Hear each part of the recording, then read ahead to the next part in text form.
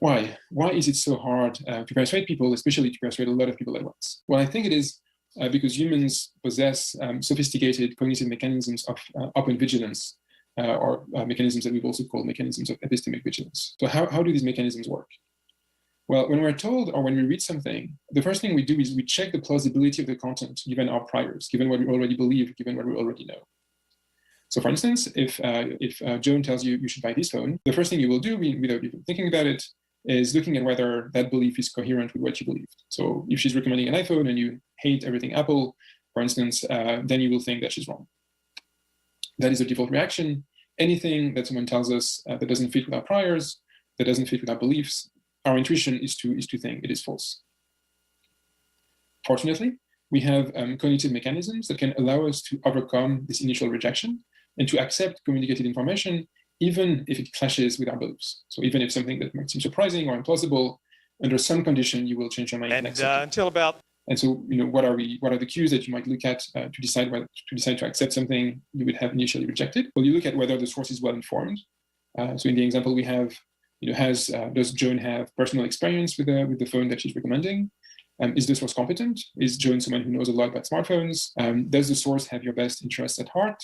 Is Joan, a salesperson in an Apple store, or is she just a friend of yours? Are many people agreeing? If all of your friends are recommending the same phone, well, maybe it's a good reason to give it a try. And are there good arguments? Is Joan able to explain to you why this phone is so good, by appealing to its battery life or the quality of its camera? So I was in therapy about 5 months ago, and I was talking to my therapist about what I want out of life. And my therapist said, that sounds like eroticized rage.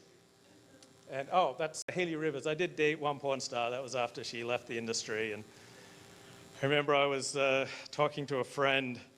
I was kind of concerned about one of the scenes that she'd done. It upset me. And my friend said to me, well, at least you know she isn't racist.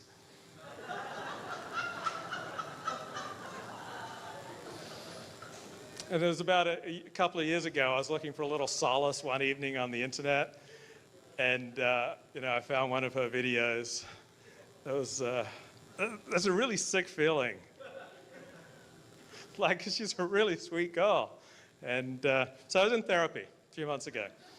And my therapist said, it sounds like you have eroticized rage.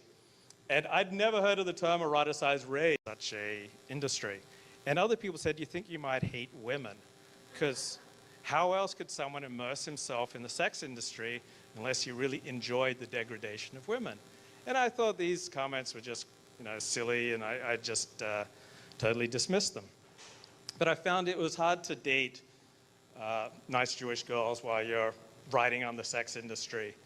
I remember this one woman said, I'd have to test you for every STD under the sun and wrap you in plastic and deep freeze you for a year, before I could date you.